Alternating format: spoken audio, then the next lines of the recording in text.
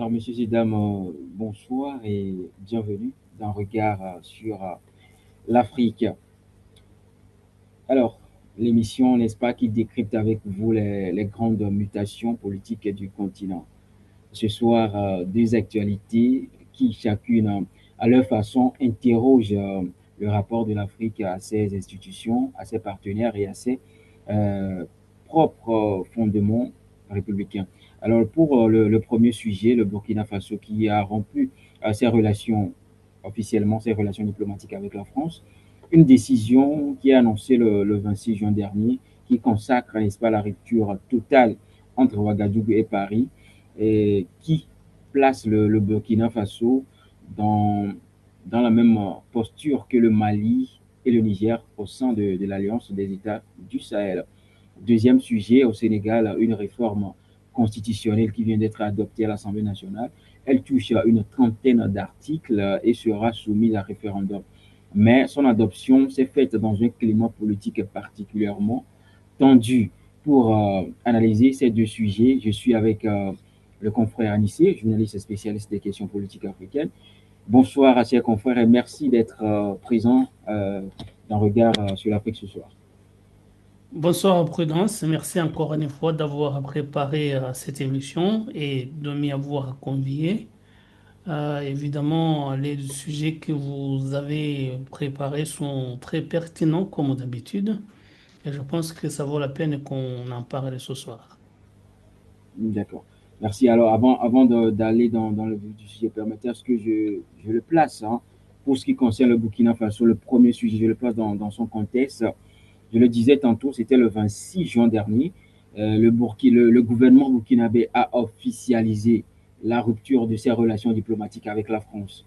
L'annonce a été faite par le ministre de la Communication, Gilbert Ouedraogo, à la télévision nationale. Eh bien, Ouagadougou invoque un manque de respect mutuel et des ingérences caractérisées, accusant, n'est-ce pas, Paris de nourrir des ambitions néocolonialistes et d'apporter un soutien à des réseaux subversifs et à des groupes armés actifs dans la région sahélienne. Eh bien, cette décision n'est pas survenue du néant. Elle est l'aboutissement d'une dégradation continue depuis le coup d'État de septembre 2022 et de la prise du pouvoir par le capitaine Ibrahim Traoré. Les éléments déclencheurs immédiats seraient l'adoption d'une résolution au Parlement européen et les déclarations de l'eurodéputé français Christophe Gomard, jugé hostile par Ouagadougou au sujet de la situation sécuritaire et du recul des libertés au Burkina Faso. Eh bien, Paris a réagi naturellement en qualifiant la décision de fuite en avant et de mesures unilatérales sans fondement. Les analystes estiment que la coopération économique ne devrait pas être immédiatement affectée, mais les contours exacts de l'application de ces ruptures restent à préciser, surtout sur le plan symbolique. Le Burkina Faso rejoint désormais le Mali et le Niger dans un rejet commun de la puissance française au sein de l'AES. Alors, la première question tout de suite, c'est de savoir euh, comment est-ce que vous évaluez-vous le poids de ce geste posé par Ouagadougou? Est-ce une rupture de fond ou un signal politique avant tout? Parce que quoi qu'on en dise, la rupture diplomatique est un acte grave en droit international. Comment est-ce que vous évaluez le poids de ce geste posé par Ouagadougou? Bon, merci encore une fois. Il faut dire que déjà, la décision n'a surpris personne, puisque déjà, les relations entre les deux pays était très exécrable. Depuis, comme vous l'avez dit, l'arrivée au pouvoir du capitaine Ibrahim Traoré, les deux pays avaient des relations très tendues. Je rappelle que la France est l'ancienne puissance coloniale du Burkina Faso et que les nouvelles autorités accusent la France de vouloir toujours dicter la conduite aux autorités du Burkina Faso et que d'ailleurs, dans le passé, beaucoup de, d'autorités burkinabées ont respecté ce que lui dictait Paris, ce que leur dictait Paris. Et donc, c'est dans ce sens, justement, que le capitaine Ibrahim Traoré a voulu faire une rupture nette avec ce qui se passait dans le temps où il n'était pas encore là.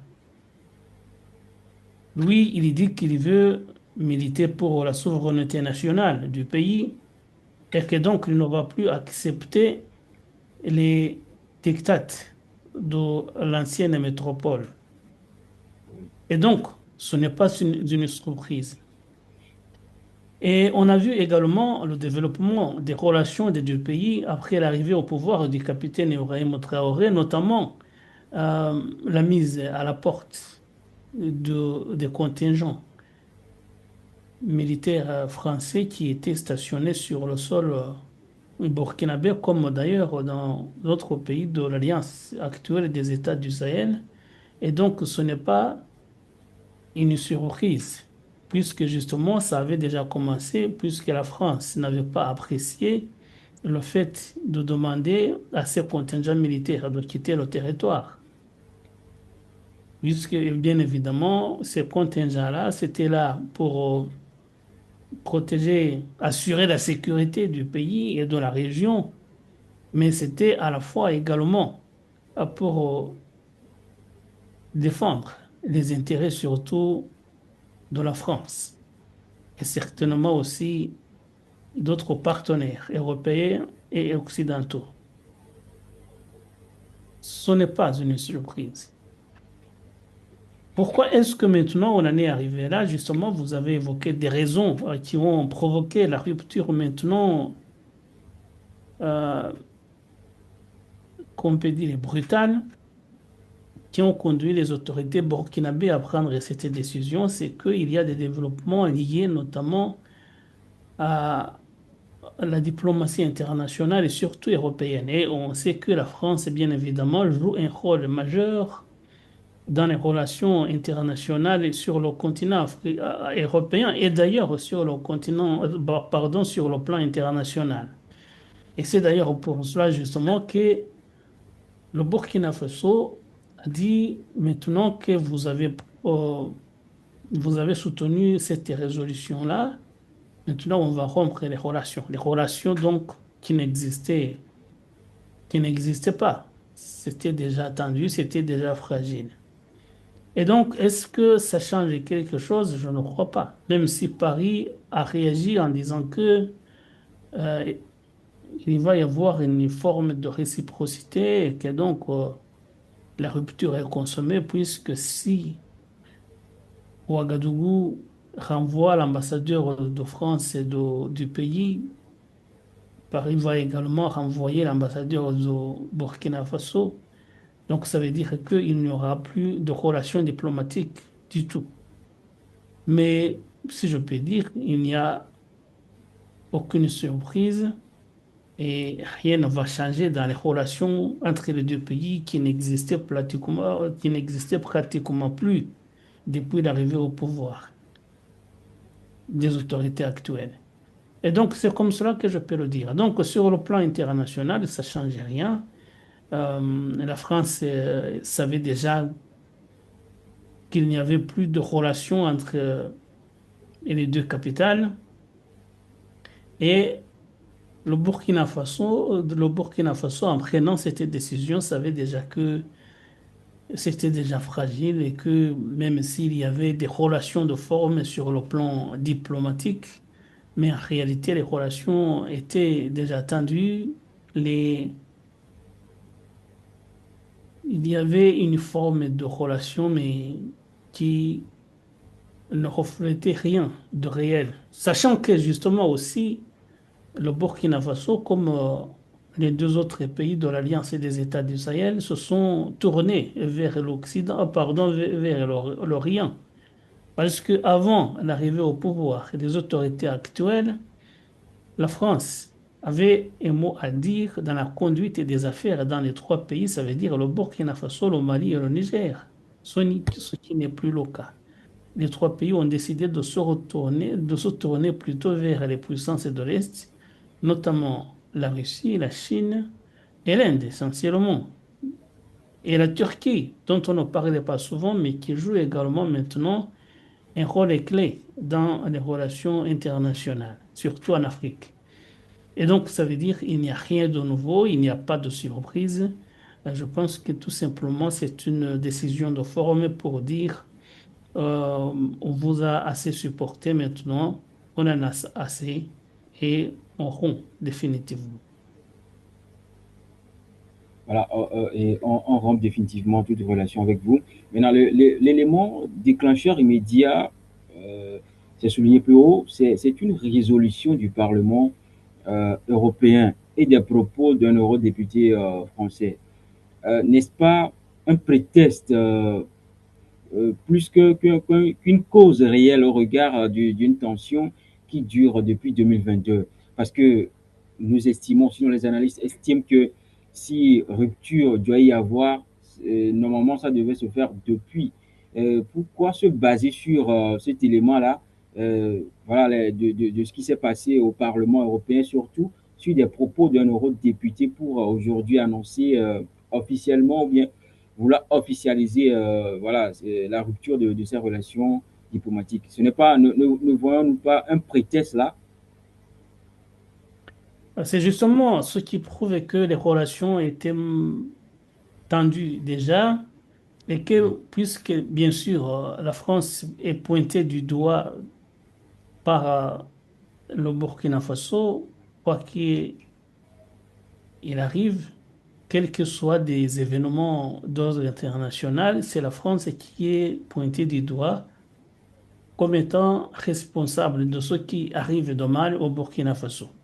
Donc, il y a également une forme de complotisme dans tout ce qui se passe. Mais vous comprenez que s'il y a des propos tenus par un eurodéputé, même si c'est un député français, mais cela ne va pas provoquer la rupture des relations internationales. C'est que tout simplement, sur le plan formel, les relations existaient, mais dans les faits, les relations étaient déjà rompues. Donc, c'était pour dire, maintenant que vous avez laissé votre député tenir de tels propos, maintenant on va en finir avec vous. Vous n'êtes plus notre partenaire sur le plan international.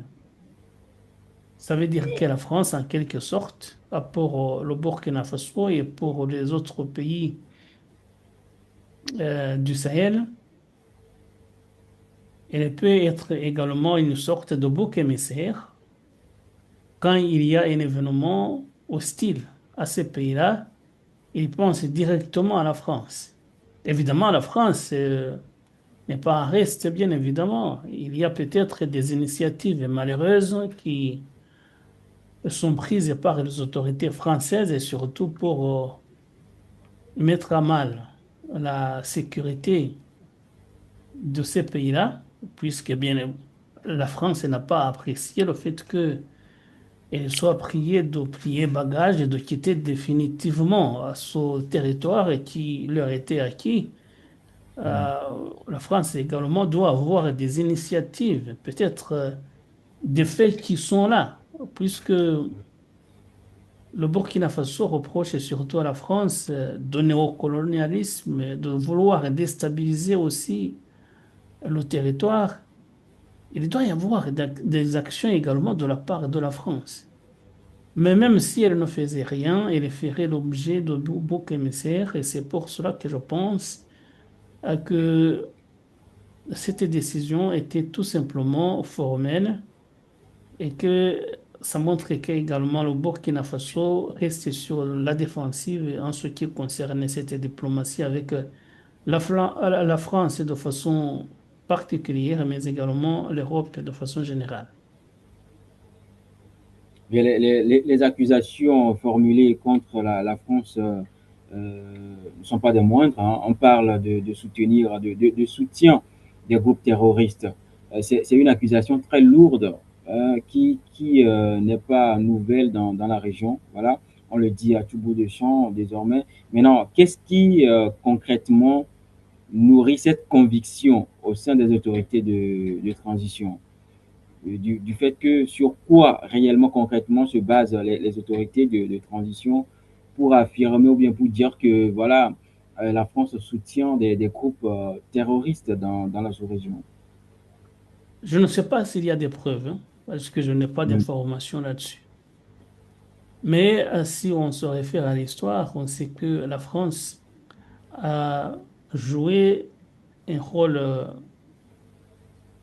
un mauvais rôle, surtout dans le renversement des régimes et dans cette région. Oui. Par exemple, pour ce qui est du capitaine Thomas Sankara, quand il a été renversé et assassiné, on sait que la France y était pour quelque chose. D'autres pays de la région aussi qui ont connu des situations très malheureuses, c'était aussi souvent téléguidé à partir de Paris. D'ailleurs, il paraît que la personnalité qui s'en chargeait était quelqu'un qui avait son siège à l'Élysée même, qui s'appelait dans le Oui. temps Jacques Foccart, Mm. qui avait même formé une milice dirigée par un certain Bob Denard, qui est à l'origine d'une série de coups d'État Oui. en Afrique. Pas seulement en Afrique de l'Ouest, mais également dans les îles d'océan Indien comme le Comore. Oui. Et donc, ça veut dire que l'histoire ne parlait pas pour la France.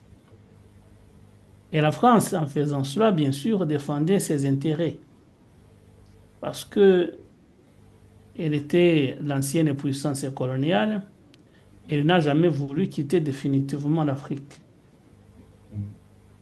Et ça ne m'étonnerait pas que même aujourd'hui, vu ce qui s'était passé justement dans les années 60, 70 et 80, même 90, ça ne m'étonnerait pas que la France se dise, maintenant, comme on a fait dans l'OTAN, si le Mali, si le Burkina Faso, si le Niger, même le Tchad d'ailleurs, nous plie, nous demande de plier bagages, ça veut dire que nous aussi, il faudrait qu'on fasse quelque chose. On ne va pas partir comme cela. Donc, est-ce seulement des soupçons? Est-ce il y a des preuves? Mais les deux sont possibles. Ça veut dire que la France est capable de soutenir ces mouvements qui combattent le pouvoir central de Ouagadougou, les djihadistes. Et d'ailleurs, je vois sur les réseaux, je vois sur les réseaux sociaux surtout les gens qui affirment que les motos sur lesquelles circulent souvent les djihadistes sont fournies par la France. La réponse, ouais. Et que c'est la France qui fournirait également les armes. On dit également, moi j'ai pas de preuves, hein, je n'affirme rien, je dis ce que je lis sur les réseaux sociaux.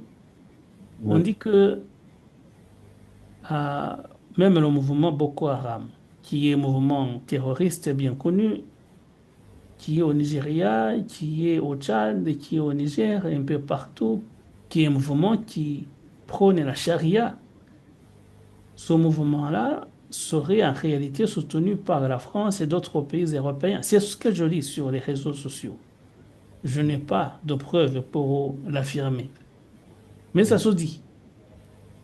Est-ce les autorités burkinabées auraient des preuves maintenant tangibles et bien sûr qui sont mieux placées, qui ont des services de renseignement pour étayer leurs affirmations? J'en sais rien. Mais ce que je suis en train de dire, c'est que tout est possible. La France est capable, bien sûr, pour la défense de ses intérêts, de soutenir ceux qui combattent le pouvoir du capitaine Ibrahim Traoré, mais également les autorités burkinabées également sont capables d'affirmer cela sans preuve, tout simplement pour montrer que la France est un élément hostile, dangereux dans le cadre de la sécurité au Burkina Faso. Et justement, certains analystes hein, estiment que ces derniers jours, le pays, voilà, Ibrahim Traoré, on ne parle plus de lui, hein, comme lui-même veut qu'on l'appelle désormais le camarade Ibrahim Traoré, voit qu'on ne parle plus de lui et qu'il y a des tensions par-ci, par-là dans le pays. Et donc, ils ont voulu faire sortir ce sujet-là pour détourner un peu l'attention de la population, pour pointer du doigt voilà, la France. Et en attendant voilà, cette histoire de rupture de relations diplomatiques, c'est une façon de détourner l'attention de la population du problème réel ou bien de ce qui se passe aujourd'hui dans le pays. Est-ce que vous êtes du même avis avec ceux qui pensent comme ça? Je ne serais pas du même avis. Si j'étais du même avis, ce serait affirmé justement. Je disais que je n'ai pas d'informations là-dessus. Mais quand vous voyez justement le paysage politique maintenant au Burkina Faso et même dans les trois pays du Sahel, vous voyez que dans la communication officielle, les autorités s'appuient bien sûr sur le public acquis à la cause nationale, la cause qui prend la France comme ennemi du pays. Et donc, ça veut dire que quand vous êtes en difficulté également, vous pouvez taper sur l'ennemi numéro un, qui est maintenant la France, et pour montrer que vous êtes là, que vous combattez pour la souveraineté et que vous militez pour les intérêts nationaux. C'est normal. Et puis, ce qui me gêne un peu justement du côté du capitaine Ibrahim Traoré, c'est que il joue surtout, il surjoue sur la communication. Quand vous voyez ce qu'il fait, bien sûr, il est très populaire dans son pays et même au-delà, il est très populaire, mais tout ce qu'il fait, ses actions politiques, c'est surtout de la communication. Sa façon de s'habiller, sa façon de parler, toutes les décisions qui sont prises, on voit que c'est surtout de la communication politique.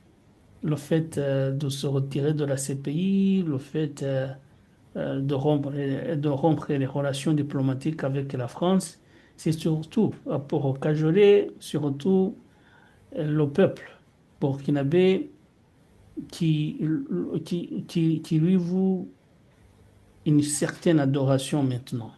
Et donc, il faut qu'il surfe là-dessus pour montrer que il reste là pour la population et qu'il défend les intérêts du Burkina Faso. Et d'ailleurs, je crois qu'on en a parlé une autre fois. Quand vous avez vu le capitaine Ibrahim Traoré demander l'extradition de son prédécesseur, Henri Paul Damiba, qui était réfugié dans un pays voisin, il a, qu'il a extradé, il a accusé de vouloir déstabiliser la sécurité nationale, le territoire national, avec l'appui des C'est ça. puissances étrangères. Je pense également aussi qu'il pensait à la France. Et que Henri Paul Daniba aurait été en train de préparer le renversement du régime. Alors que justement, lui aussi, le capitaine Ibrahim Traoré, a renversé par un coup d'État justement cet officier militaire burkinabé. Pourquoi est-ce que si vous m'avez renversé, pourquoi moi, je ne tenterai pas de vous renverser également? Et ce qui me gêne également, c'est que d'après certaines informations, tout cela se passerait sur fond de tribalisme. Il fallait qu'il y ait des conflits entre la tribu d'Henri Paul Daniba et du capitaine Ibrahim et celle du capitaine Ibrahim Traoré. Je ne suis pas très expert évidemment là-dessus, mais j'ai lu quelque part que même tous ceux qui ont été arrêtés dans le cadre justement de cette affaire, de la trahison attribuée à Henri Paul Daniba, que c'était lié surtout aux tribus et que 90% des gens qui ont été arrêtés seraient justement du côté tribal d'Henri Paul Daniba. Et justement, Ça veut dire quoi? Ça veut dire qu'en réalité, quand on nous dit qu'il y a des intérêts nationaux à défendre, mais qu'en réalité, on défendrait une partie de la population, on masque déjà un problème réel qui serait de la division existante entre les Burkinabés eux-mêmes. Et donc, ce que je dis, c'est que ça peut être de la communication politique, comme ça arrive souvent, mais sur le fond, je ne vois pas pourquoi la rupture maintenant des relations diplomatiques avec la France changerait quelque chose puisque déjà la diplomatie, déjà on savait que les relations étaient inexistantes depuis l'arrivée au pouvoir du capitaine Ibrahim Traoré. Et pour la petite parenthèse, si Ibrahim Traoré ne veut pas qu'on le rabaisse également, c'est peut-être parce qu'il pense que celui qui, en parlant de Paul-Henri Damiba, va venir, ce n'est pas pour l'intérêt du peuple, mais c'est peut-être pour l'intérêt de l'extérieur. Comme lui se dit souverainiste, il se dit être du côté du peuple, donc, et que l'autre travaille pour l'autre camp, donc forcément qu'il n'accepterait pas qu'on lui fasse également un coup d'État. Donc voilà, c'est pour la parenthèse. Eh bien, actuellement, Mais avec on ne va pas le lui Burkina, reprocher de défendre son pouvoir. Chaque chef justement, d'État défend son régime avant même les intérêts nationaux. C'est c'est ça. normal, hein. Hmm. Voilà. Eh bien, avec le Burkina Faso qui rejoint aujourd'hui le Mali et le Niger dans cette posture voilà, de rupture diplomatique avec la France, peut-on parler d'une comment dire, d'une rupture structurelle entre le bloc AES et la France et beaucoup ou peut-être plus largement avec l'Occident de façon générale? Est-ce qu'aujourd'hui, quand on parle de rupture diplomatique, est-ce que ce serait une rupture AES France ou rupture AES Occident de façon générale? Est-ce que vous le voyez comme ça? Je pense surtout qu'avec l'évolution à laquelle on assiste maintenant, les choses ne sont plus les mêmes qu'il y a un an déjà, puisqu'il y a l'Alliance des États du Sahel qui était là contre l'autre bloc, la CEDEAO. Maintenant, avec ce qu'on a vu avec l'arrivée au pouvoir du nouveau président du Bénin, on a vu que la césure qui existait entre les deux organisations est en train de se fissurer. Vous avez vu déjà, c'est vous qui avez fait un article là-dessus que le Burkina Faso, oh, pas, pardon, le Niger, le Bénin et le Nigeria Nigeria, sont en oui. train de faire une sorte d'alliance sur le plan militaire. Le Mhm. Nigeria qui fait partie de la CEDEAO, le Niger qui fait partie de l'AES et le Mhm. Bénin, bien évidemment, et qui fait partie de la CEDEAO, mais qui est en train de jouer une sorte de pont entre les deux organisations. Et vous savez que le Nigeria, avec la Côte d'Ivoire, étaient les deux pays que l'AES accusait d'être à la solde des puissances étrangères. Donc, Oui. ça veut dire maintenant que peut-être les choses vont s'arranger entre les deux organisations, même si les trois pays du Sahel peut-être ne rejoindront pas la CEDEAO, mais au moins les relations peuvent se normaliser entre-temps, entre les pays de la région de l'Afrique et de l'Ouest, ce qui serait une très bonne chose. Maintenant, cela voudrait dire quoi? Cela voudrait dire que maintenant, la position de l'AES, des trois pays du Sahel, est en train de bouger. Les lignes sont en train de bouger. Oui. Et vous avez vu justement, je parle du président béninois, Romuald Wadani, qui est à la fois proche, et maintenant on le voit, des pays de l'AES, qui est à la tête du pays, un éminent membre de la CEDEAO, mais qui est également proche des pays occidentaux, dont la France. Il a effectué dernièrement une visite remarquée en Allemagne, mais on sait bien qu'il entretient également de bonnes relations avec la France. Ce qui veut dire que cet homme peut jouer de médiateur.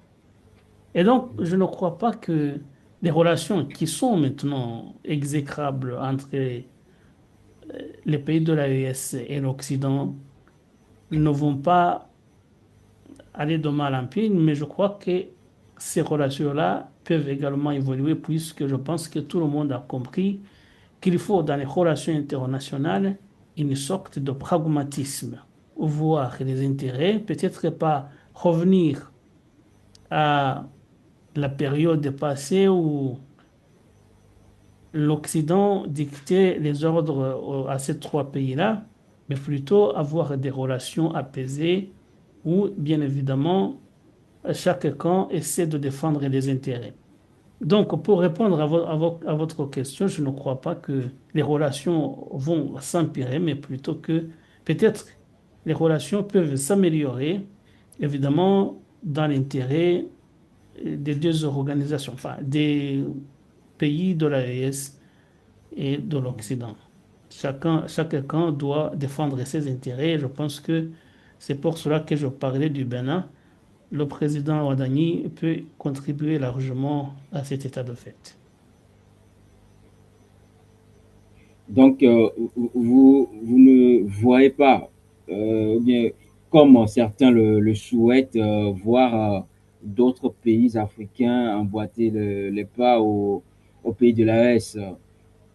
Vous n'êtes pas sans savoir que beaucoup souhaitent la rupture avec la France surtout, avec ces histoires de francs CFA et tout. Donc, vous ne voyez pas forcément que d'autres pays vont emboîter le pas à ces pays de l'AES quand vous dites que les relations vont évoluer, vous ne voyez pas de rupture avec d'autres pays. Euh, Personne au sein de l'AES ne vous dira que la décision qui a été prise est une mauvaise décision. La décision de quitter la CEDEAO, la décision de rompre les relations avec le monde occidental pour se tourner vers l'Orient, les puissances orientales. Mais je pense qu'ils savent eux-mêmes qu'ils ont vu qu'il y a un côté qui leur est néfaste dans les décisions qui ont été prises. Puisque, bien évidemment, si on veut militer pour les intérêts du pays, il y a surtout les relations de bon voisinage qu'il faut privilégier. C'est pour cela, justement, qu'il s'appuie sur le Bénin et sur le Togo d'ailleurs. Le Togo qui est favorable à, aux alliances des États à l'alliance des États du Sahel. Mais ces pays-là, le Bénin, pardon, le Mali, le Burkina Faso et le Niger ont vu que s'ils entretiennent de mauvaises relations avec les voisins, surtout de la CEDEAO, il y a également une partie qui leur est néfaste. Il y a une partie de ce qu'ils ont fait qui ne leur est pas très favorable, et surtout sur le plan économique, mais peut-être aussi sur le plan politique.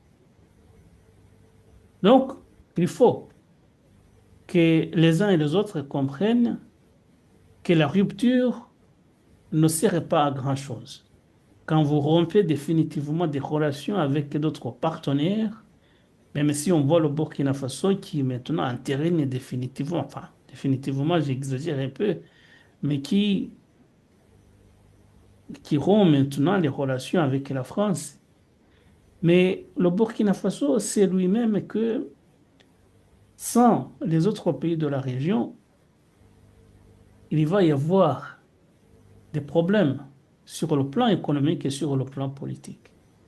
Et je pense même qu'avec la rupture de ces relations diplomatiques avec la France, en coulisses, il y a des négociations qui continuent. Nous, on est le grand public, on suit, on observe, mais il y a des choses qu'on ne nous dit pas. Ça veut Justement. dire, même quand on dit qu'on a rompu, les relations continuent. Il y a des négociations en coulisses. pour essayer de trouver un point convergent dans l'intérêt évidemment commun, dans l'intérêt des deux parties. Et même peut-être que la Burkina Faso a pris cette décision pour remettre la pression sur Paris, pour que peut-être, j'affirme rien, les relations qui étaient en cours, les négociations qui étaient en cours puissent aboutir. Ça ne m'étonnerait pas que d'ici quelques temps, on nous dit maintenant Paris et Ouagadougou ont réussi à s'entendre sur certaines choses et les relations vont reprendre. C'est possible. C'est possible, donc je pense que même, je vous ai dit une fois que même les pays qui sont en conflit armé, qui sont en guerre, gardent toujours une fenêtre de négociation, de dialogue. Et c'est très important, justement. Et je pense, comme je le disais, je ne crois pas que les relations vont s'empirer, mais que plutôt il va y avoir, on le verra dans les jours à venir, une forme d'amélioration. Et je ne crois pas que les trois pays du Sahel vont rester enfermés sur eux-mêmes, mais que surtout, il va y avoir de plus en plus une ouverture et qu'on verra les relations avec les uns et les autres se normaliser. D'accord, ce qui fait d'ailleurs une belle transition pour passer à l'autre sujet. Aucun pays ne peut vivre en autarcie, comme on le dit souvent. Eh bien, messieurs et dames, vous suivez Regard sur l'Afrique. Eh bien, nous venons d'aborder le premier sujet de cette émission qui concernait, n'est-ce pas, la rupture diplomatique du Burkina Faso et avec la France. Pour le deuxième sujet, sinon le second sujet de cette émission, nous allons parler voilà, euh, du, du Sénégal, hein, où on a adopté une réforme constitutionnelle. Alors, toutefois, comme le dit, restons toujours sur le continent, mais dans un autre registre. Hein. Alors, si Ouagadougou rompt avec l'extérieur, c'est à Dakar que l'on réforme l'intérieur. Alors, les institutions et la constitution du pays. Eh bien, pour ce qui concerne le contexte de ce deuxième sujet, rapidement, l'Assemblée nationale du Sénégal a adopté à l'unanimité des 129 députés présents la proposition de loi hein, numéro 17 bar 2026 portant révision de la Constitution. Le test porté par des membres du parti PASTEF modifie une trentaine d'articles avec l'objectif affiché de moderniser les institutions républicaines. Le président Bassirou Diomaye Faye a annoncé que la réforme sera soumise à un référendum dont la date reste à fixer. Alors, parmi les changements, nous avons le Conseil constitutionnel est remplacé par une Cour constitutionnelle aux compétences élargies avec 9 membres au lieu de 7. La réforme interdit désormais aux chefs de l'État et aux ministres de cumuler leurs fonctions avec la direction d'un parti ou un mandat local. Elle encadre aussi les pouvoirs d'un président sortant dans la période de transition entre son élection et celle de son successeur. Plus question de signer des contrats stratégiques ou des conventions engageant durablement le pays. Le Parlement obtient par ailleurs le droit formel de voter des réformes, enfin des résolutions, de voter des résolutions et le préambule est entièrement réécrit pour intégrer de nouvelles valeurs. En revanche, les clauses d'intangibilité sont maintenues. Le mandat de 5 ans, la limitation à 2 mandats consécutifs, l'élection présidentielle au suffrage universel direct et le régime républicain au Premier ministre, avec Premier ministre, reste gravé dans le marbre constitutionnel. Alors, l'adoption ne s'est pas faite sans heurts. Les députés de la coalition de l'opposition Takou Wallou Sénégal ont boycotté la séance après l'expulsion par les gendarmes de leur porte-parole Abou Mbo. Abdou, n'est-ce pas, Abdou Mbo, exclu suite à une altercation avec le président de l'Assemblée nationale, Ousmane Sonko. Un scrutin qualifié d'unanimité mais entaché d'une absence forcée de l'opposition. Bon, alors, cette réforme est adoptée à l'unanimité de 129 voix, mais l'opposition était physiquement absente après l'expulsion d'Abdou Mbo. Alors, est-il exact de parler, cher confrère Anissé, de parler d'unanimité dans ce contexte? Si on voit que d'autres sont exclus alors que le vote a eu lieu, peut-on parler d'adoption à l'unanimité? Ce qui est à déplorer, surtout, j'ai vu les réactions des opposants, des députés de l'opposition, c'est Oui, qu'ils disent que il ne leur a été, il ne leur a pas été permis de s'exprimer sur le texte. oui, Normalement, en démocratie, quand vous voulez faire adopter un texte comme celui-là, il y a d'abord un débat. Il y a un débat et puis après, évidemment, chacun défend sa position. Mais s'il n'y a eu que la prise de parole de la part des députés du PASTEF et que les députés de l'opposition n'ont pas été autorisés à s'exprimer, c'est qu'il y a un problème quelque part.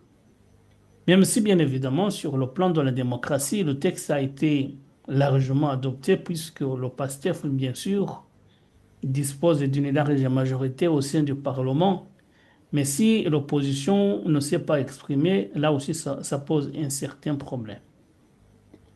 Mais ce qu'il faut dire également, c'est que le président de l'Assemblée nationale, Ousmane Sonko, est allé au bout justement de sa logique, puisque depuis qu'il est dans l'opposition, il dit qu'il ne soutient pas l'hyper-présidentialisme, que lui, pour lui, il faut que le président partage ses compétences et ses pouvoirs avec d'autres institutions de l'exécutif, mais également du pouvoir législatif. Et le texte en question, bien sûr, qui a été adopté, c'est un texte qui limite les pouvoirs du président de la République, qui augmente un tout petit peu les pouvoirs du Premier ministre et qui augmente les pouvoirs du président de l'Assemblée nationale. C'est ce que j'ai suivi maintenant. Et donc, ça veut dire que au moins, il est dans sa logique. Ça veut dire que même si lui-même est élu président de la République dans 3 ans, j'espère qu'il ne reviendra pas là-dessus et qu'il va respecter les termes de cette disposition, de ces dispositions qui ont été adoptées et que donc il va continuer à respecter la limitation des pouvoirs du président de la République.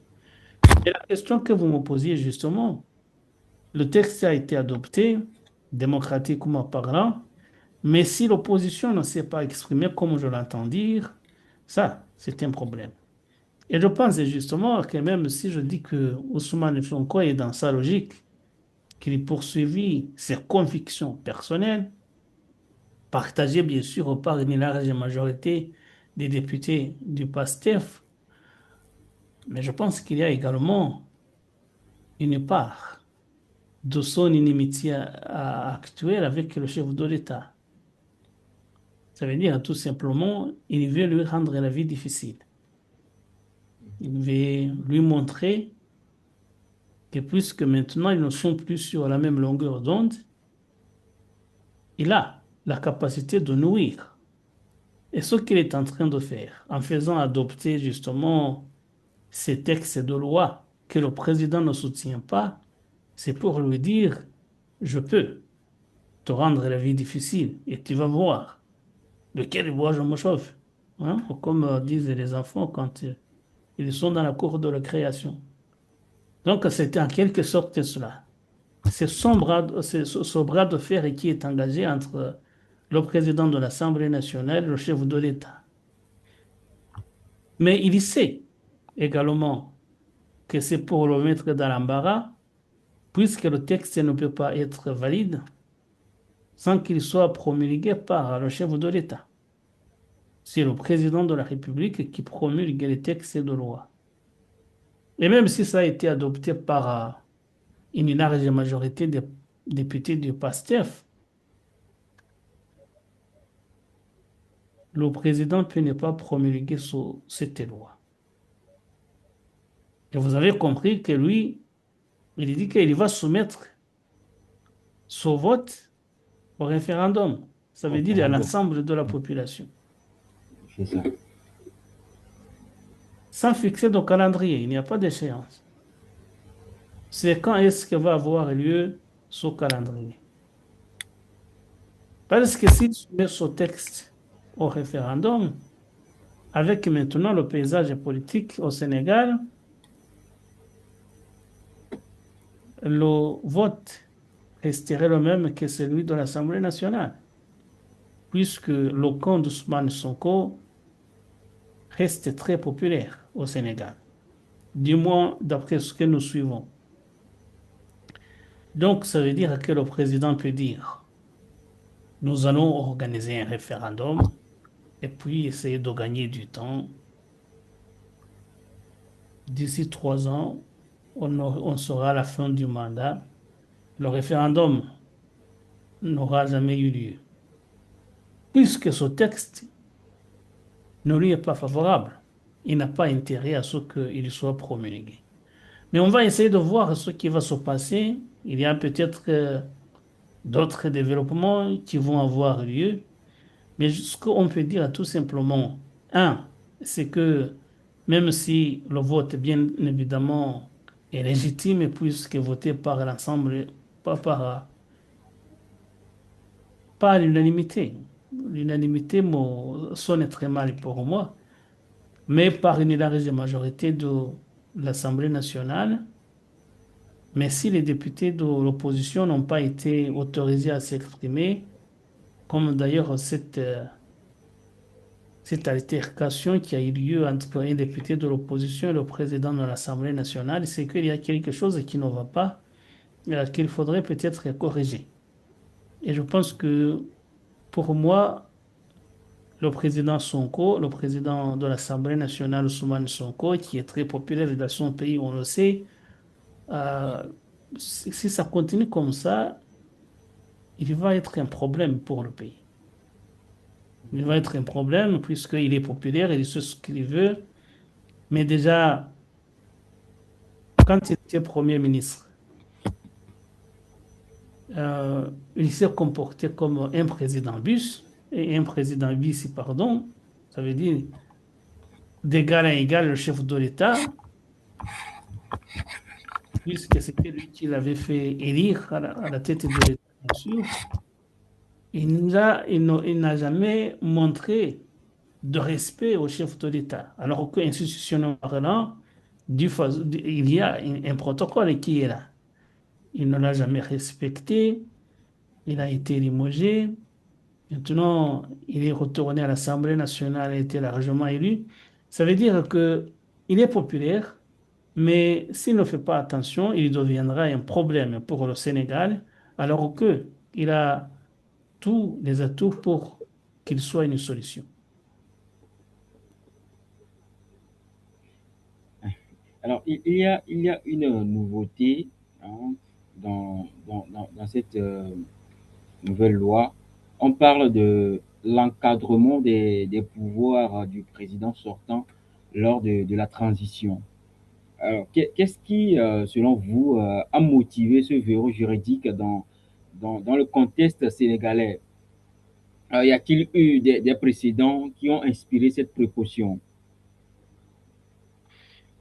Je ne vois d'ailleurs pas ce que à quoi cela fait allusion. Ça veut dire Mhm. l'encadrement des pouvoirs du président sortant dans la période de transition. Quelle Mhm. période de transition? Ça veut dire Après les quand... élections, après les élections, voilà, une fois que le président nouvellement élu, le président sortant, je pense qu'il y a un vide jusqu'à ce que le nouveau président ne prenne voilà, le pouvoir. Je Non, pense qu'il il n'y a pas y a de le temps, vide. cet espace-là. Et dans tous les pays du monde, quand vous avez fini votre mandat, quand vous attendez l'entrée en fonction du nouveau président, Mm. normalement, vous ne prenez aucune grande décision. Oui. Vous ne pouvez pas dire encadrement des pouvoirs du président. Tous les présidents le savent, sauf peut-être les dictateurs. Mais Oui. je ne crois pas que le président du Sénégal actuel soit un dictateur, puisque bien sûr, Justement, on est en train de lui c'est ce qui rendre m'a la vie difficile. d'ailleurs, c'est ce qui m'a amené d'ailleurs à poser la question de savoir s'il y avait des précédents qui auraient inspiré cette précaution. Le dernier en date, c'est Macky Sall. Mais Macky Sall lui-même, qui était déjà, euh, qui avait des relations très fâcheuses avec ses successeurs. Je parlais des deux successeurs, ça veut dire le président Bassirou Diomaye Faye et Ousmane Sonko, son premier ministre, et qui était le chef du parti qui avait gagné les élections. Macky Sall, lorsqu'il attendait l'entrée en fonction du nouveau président, n'a pris aucune décision majeure.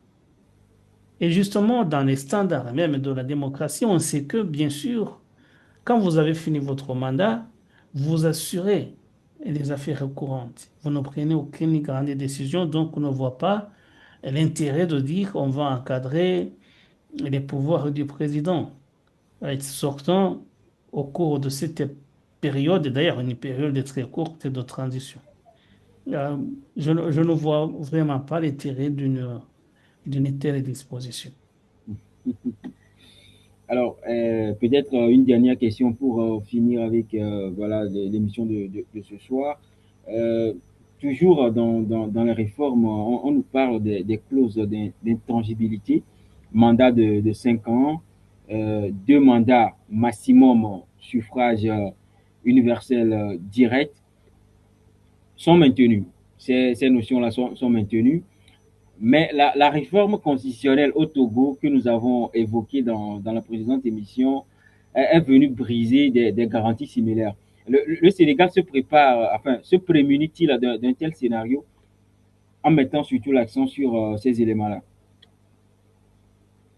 Je pense plutôt que c'est une note positive que le texte de loi a voulu garder surtout la limitation du mandat et le vote au suffrage universel. Oui. Et je pense que justement, il n'y a pas maintenant d'éléments personnels là-dessus, là-dedans, plus que je pense. Ousmane Sonko, qui espère être élu en 2029, lui aussi va respecter ses 2 mandats, je l'espère. Euh, Puisque ce qui s'est passé au Togo, justement, comme nous le disions la dernière fois, c'est un vote quelque peu personnel. C'était que pour que celui qui était chef de l'État, qui avait l'essentiel du pouvoir exécutif, garde les mêmes pouvoirs tout en changeant d'opposition, de chef de président de la République. Vous devenez président du Conseil, mais vous restez l'homme fort, le détenteur du véritable pouvoir. Là, je pense que au Sénégal, c'est ce que n'a pas voulu faire Ousmane Sonko et ses partisans, dire il y a tout de même les 2 mandats respectés. Ce qui n'empêche, bien sûr, je ne sais pas ce qui va se passer, peut-être. Je pense que probablement Ousmane Sonko sera élu en 2029 au président de la République. Mais comme tous les présidents prennent goût au pouvoir quand ils y arrivent, peut-être qu'après, il dira, ah, maintenant, ce que nous avons voté en 2026, on peut le modifier également et dire que les mandats du président peuvent passer de 2 à 3 ou à 4 indéfiniment. Ce qu'on avait vu en 2000, lorsque le président ivoirien Alassane Ouattara était dans l'opposition, il avait un discours alléchant. C'était un vrai démocrate. Même maintenant, il est démocrate et sur le plan pratique, hein, il est démocrate. Mais ce qu'il disait sur la limitation des mandats maintenant, c'est passé à la trappe. puisqu'il est arrivé au pouvoir. Pourquoi pas Ousmane Sonko, quand il va arriver au pouvoir en 2029, comme il l'espère, pourquoi est-ce qu'il ne me ferait pas modifier le texte constitutionnel encore une fois pour pouvoir briguer d'autres mandats? Ça s'est vu ailleurs. Espérons que lui n'en arriverait pas là. On le souhaite vivement qu'il soit le vrai démocrate qu'il se dit être. Alors, mesdames et messieurs, ce soir, nous avons abordé deux sujets, donc deux signaux forts qui traversent l'actualité africaine. Eh bien, au Burkina Faso, la rupture avec la France marque l'acte final d'un divorce diplomatique consommé depuis en 2022, nous l'avons dit, et vient consolider, n'est-ce pas, le bloc AES dans sa posture de rejet vis-à-vis des anciennes colonies, sinon des anciennes puissances tutélaires. Eh bien, au Sénégal, c'est une révision constitutionnelle ambitieuse qui redessine, n'est-ce pas, et portée par un pasteur très majoritaire, mais dans un climat parlementaire fracturé, où l'opposition réclame sa part dans le débat. Bien, ce sont là les deux sujets que nous avons abordés. Alors, chers confrères, dans les deux cas, la question centrale reste la même. Qui valide est-ce la rue, le peuple sénégalais lors du référendum? Pour conclure, quelle lecture commune faites-vous de ces deux actualités? Euh, la lecture commune, peut-être, c'est des conflits. Des conflits. Ce Oui. qui est différent, c'est qu'au Burkina Faso, le conflit est entre le président, les autorités burkinabées et leur ancienne puissance coloniale, qui est la France. Mhm. Nous avons dit bien évidemment qu'il y avait une forme de communication là-dedans, que peut-être également il y avait tout simplement une volonté de faire distraction des vrais problèmes du pays. Ça, c'est possible. Alors qu'au Sénégal, comme nous l'avons souvent dit également, il y a une rivalité entre les deux chefs de l'exécutif. Non, non, maintenant, le chef de l'exécutif, le président Bassirou Diomaye Faye, et le président de l'Assemblée nationale, Ousmane Sonko, son ancien allié. Et donc, Oui. il y a des décisions qui sont prises sur fond de rivalité et peut-être aussi de leur communication politique.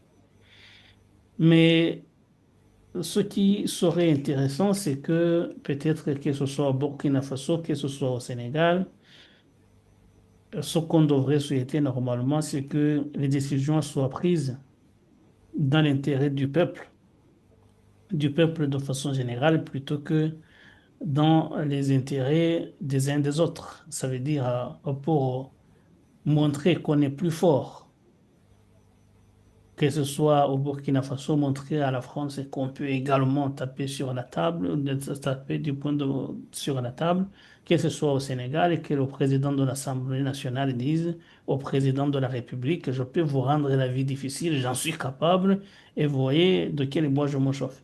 Et je pense justement que ce qui manque dans les deux cas, c'est que ce ne soit pas privilégier les intérêts de la population, mais plutôt les intérêts politiques de ceux qui sont au pouvoir, des gouvernants actuels. Alors, merci beaucoup, cher ami, cher confrère Anissé. Merci à vous également, messieurs et dames, d'avoir été avec nous ce soir. N'hésitez surtout pas à partager cette émission autour de vous, à commenter et à faire le débat avec nous en commentaire. Et si c'est la première fois que vous nous suivez, n'hésitez pas à liker, à partager et à vous abonner à cette chaîne, l'élan africain, où nous allons aborder chaque jour, bien chaque semaine, l'actualité africaine. Nous nous retrouvons la semaine prochaine pour un nouveau numéro de Regard sur l'Afrique. Bonne soirée à toutes et tous, chers confrères. On se dit à tout de suite et pourquoi pas un bon début de week-end. Merci beaucoup, Prudence. À très bientôt et bon week-end à vous et à tous nos auditeurs. Merci. Merci beaucoup.